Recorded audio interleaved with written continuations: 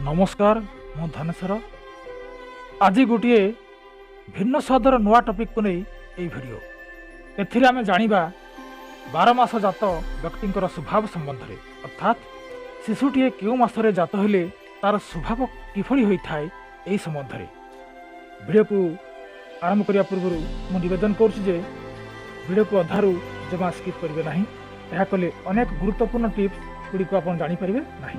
Channel को जदि subscribe करना तेज सब्सक्राइब करनी वीडियो किसी शिक्षा मिलते लाइक शेयर और कमेंट करने को भूलिए। बैशाख मासरे जन्मित व्यक्ति विनीत सद्गुणवंत धार्मिक देवदेवी पूजक मधुरभाषी धनवान और जनप्रिय हुए और ज्येष्ठ मासरे जन्मित व्यक्ति प्रवासी हुंती बुद्धिमान सुपंडित धार्मिक क्षमावंत और देवद्विजर भक्त होता है। आषाढ़ मास जन्मित व्यक्ति धार्मिक सन्यासी ज्ञानवान परिश्रमी बहुव्ययी प्रमोदप्रिय और मंदाग्नि पीड़ित होती। श्रावण मास जन्मित व्यक्ति सज्जन धर्मवंत आलापी सुंदर लोकप्रिय बाहु उपदेष्टा व्ययकारी होता है।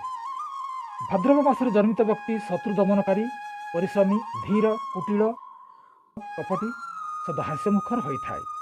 आश्विन मासरे जन्मित व्यक्ति भ्रमणशील नृत्य और गीतरे पारंगम अभिमानी धार्मिक बहुलक्षणयुक्त देवता और ब्राह्मण भक्ति बहुपरिक्रमा सदाचारी और सुप्रेमी दाता होता है। कार्तिक मासरे जन्मित व्यक्ति पुण्यवंत बहुभाषी दानी सर्वजन प्रिय धनाढ़ व्यवसायी युद्धखोर बा युद्ध विशारद अटंती।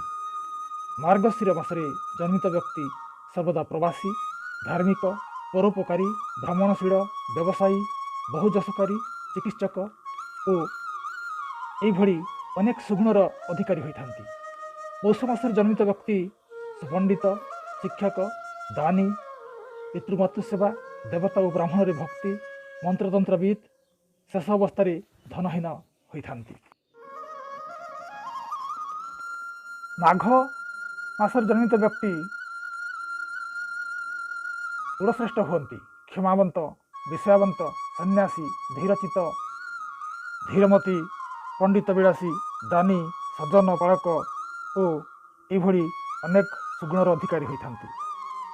फाल्गुन मासर जन्मित व्यक्ति दानी अतिथिपरायण पंडित बहुकुटुंबी प्रियभाषी देवता और ब्राह्मण भक्ति एवं सज्जन हंती। चैत्र मासरे जन्मित व्यक्ति धीर नम्र स्वभावर कपटी सुमिष्ट वचनभाषी धनवान और जयाकृषी होता है। धन्यवाद।